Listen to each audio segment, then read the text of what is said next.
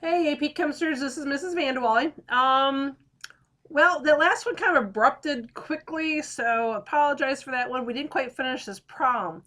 The next question is, well, this value right here, is that value exactly halfway between 0.05 and 0.025? Why would I even ask that question? Because 125 is halfway between here, right? So if this is where 125 is my answer halfway here? And the answer is no, it's not. That would be 0.0375. Why is that not equal? It's not halfway through there. Well, why is that? Well, if you go back to an earlier section, or actually the earlier picture, hey, let's go back to page 5. Hey, I'm sorry, I didn't mean page 5. Go to page 6. This is the graph I was looking at. So what can you say about the idea of concentration and time? Look at this. Is this a linear relationship?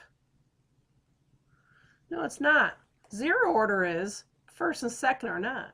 So I would not expect then that value to be halfway between 0.05 and 0.025 because it's not a direct linear relationship, okay? So the fact that you have just plain old concentration versus time is not linear. So no, I would not expect that to be. All right, so to answer this question, is it halfway between there, why or not? The answer is no. The concentration and time is not constant, and I wrote, look at your notes. All right, let's try the next part of the question here. So determine the half-life of this reaction. So what is that equation I told you to write down on your equation sheet? Hopefully you have this written down. Okay, so that's where we begin. Very, very easy. What is the natural log of 2? Did you try that on your calculator yet? Bet it's 0.693.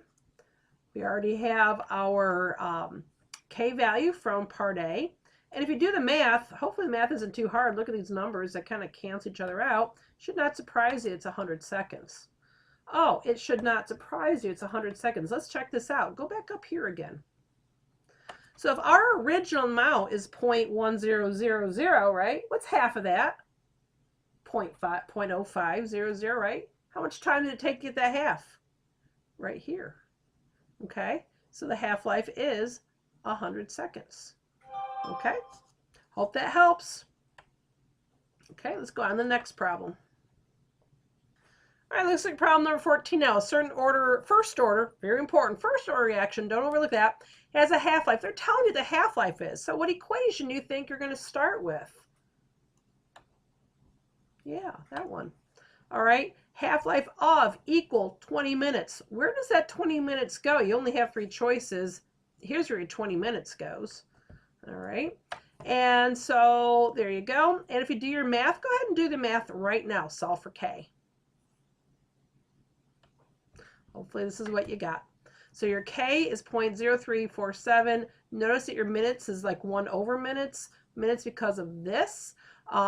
If you were to solve for K, notice how you have to kind of flip-flop things. This is already in the denominator, so minutes will actually come to the denominator, making it 1 over minutes, which again is consistent with a first order unit. Now, this next one is really important to think about. How much time is required for the reaction to be 75% complete? Let's think about this. If it's 75% complete, then how much of your initial reactant do you have left? That's going to be the key. Let's go back to the prior page. Do you remember what we did up here? Let's go erase this. So how much will we have when it's 25% left? This is how much is left. Look over here. This is how much is left. So that's when you have 75% completion. You have 25% left. All right, so maybe that will be helpful for you. So I just picked, or I'm going to use our integrated rate law equation.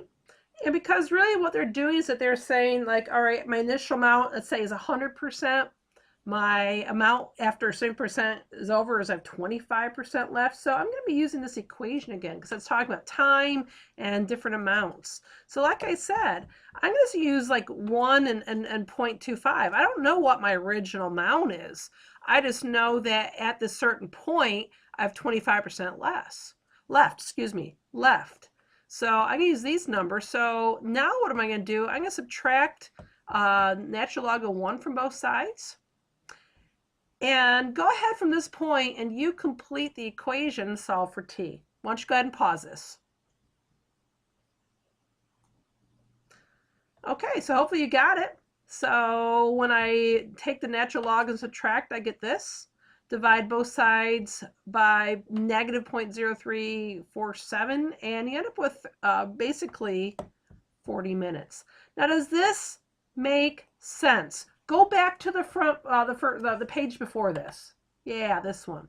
What did we say the half-life was in this equation, this problem number 14? It said the half-life is 20 minutes, wasn't it? Well, notice, here's 25% left. What's 2 half-lives? 1 half-life is 20. 2 half-lives is 40. Just take a wild stab. How many half-lives would 3 half-lives, or how much time is 3 half-lives? I bet you get 60. And so on. All right, so 1 half-life is 20 minutes, 2 half-lives is 40 minutes, 3 half-lives is 60, 4 will be 80, right? So this makes total sense. Okay, so that's it for problem 14. Let's go ahead and look at problem number 15. The rate constant for the first order transformation of cyclopropane to propene is this. Go ahead and actually work this out yourself and see how you do. Try this on your own. Okay, so let's see how you did. So obviously, if they're telling you about the or they're asking you what's the half-life, and they gave you the constant, you're going to start off with this, and you're going to put in your numbers here. Notice I even put my units in here, because what if hours, 1/hours, were in the denominator? What happens? They end up being in the numerator. So the half-life is 12.8 hours. So this next one is, what fraction of cyclopropane remains after 51.2 hours? So actually after several half-lives later. So how do you go about doing this? Hopefully you write small, because again, I didn't leave enough room for me to type this all out in this little space here. But you're trying to find the fraction of the amount you have over the initial amount. So in the rule of, or the law of logs, how are you going to do that? Well, in order to do that, you need to subtract the C, or the cyclopropane, not from both sides. Why would that be helpful? Because again, using your rule of exponents, or your rule of logs, if I were to subtract, you're really going to divide. And now what can I say about these two natural logs? They kind of all get blended into one natural log. So if I can solve now for just this, I got it made. So I'm going to plug in my values. And with that, then natural log is equal to negative 2.76. Where'd that come from? I multiplied these two together. Okay, so how do you get rid of this natural log? You have to take the e value. So what is e to the negative 2.76? Go ahead and do that in your calculator and see what you get. Okay, did you get 0.0629? You should. Now let's go back and think about what this number means. We are dealing with a number that is about 4 half-lives. So what's 12.8 times 4? Fairly close to 51.2, wouldn't you say? I think it's exactly 51.2. So we're talking 4 half-lives. Let's go back and look at this.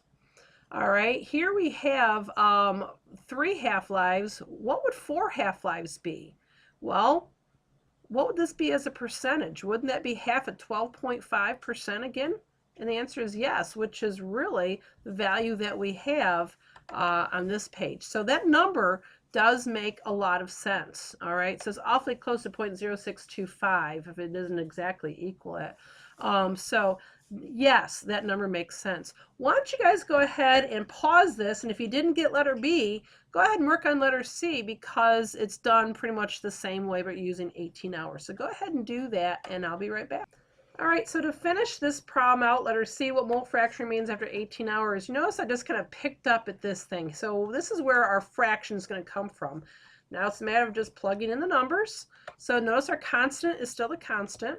Notice that we can cancel out your hours like we did here. And doing your math, you should have gotten I'll put it over here, 0.0 negative 0.972, and then taking the e. So what's e of negative 0.972? You get 0.378. So there's your fraction. Now, does this number make sense? Well, where is 18 hours compared to your 12.8? It's a little bit more than one half-life. So let's go back to the prior page here. And so it's somewhere between 1 and 2 half-lives, isn't it? Okay, and if it's between 1 and 2 half-lives, between 50% and 25%, which that number of 0.378 does make sense. All right, so let's go ahead and see what's next. We are right here. Oh, we're going to go on to the second order rate law. We don't have a special chart like we did for the first order. It's a little bit different. Again, using calculus, let me scroll up a little bit. The process here is you're not finding the natural log, you're finding 1 over. So notice that this is concentration to the negative 1, or as you could write it maybe this way, 1 over the concentration of A. That's what the y-axis is really doing. And so again, time is your x-axis. What is our values? Our slope. Look at slope here. Look at, we wrote it in y equals mx plus b form. Notice that the slope is a positive k. Notice your slope is a positive k, isn't it? Yes, it is. And your x is still your time value. And what is this right here? That is where your slope intercept is, and that is your 1 over the concentration of your original amount. So that's your second order. How does a half-life work here? Again, through a bunch of substitutions, you can look through the math, and you can see that we have this equation. And again, your half-life is where you have half the amount of the original amount remaining. So we're going to substitute this for a over 2. Notice the 2 is now in your numerator. Subtract out a naught from both sides. You get 1 over a naught divided side by k. And so here we go. There is your second order half-life. So this is your value. Now look on that equation sheet. Notice that they gave you, and please write this down, your second order integrated rate law. So write this down. So when you see this on your equation sheet, write it down as second order. But notice they didn't give you the half-life on your equation sheet for second order. I'm not really sure why they didn't do that, whether they don't expect you to memorize it or if they're not going to ask you for it. So it's not on your equation sheet. So if you need it on any future test or anything, that equation should be given to you. So what's the idea? What is the meaning behind this? A second order reaction, each successive half-life is double the preceding one. So instead of like just using the same amount, like 20 seconds every time, it'd be 40 seconds, it'd be 80 seconds, etc. like that. A zero order rate law, okay, where rate is constant, it does not change. So notice that just the concentration just goes down. So notice again, we have a negative k value. So this is a negative k slope. Notice that we have the initial value. Here's your initial. And again, solving for your half-life, here it is there. Okay. Notice the only half-life that doesn't have an initial value is your first order, by the way. All right, so I think this is a good place to make a break. So look for the rest of this whole section to be done in part 3.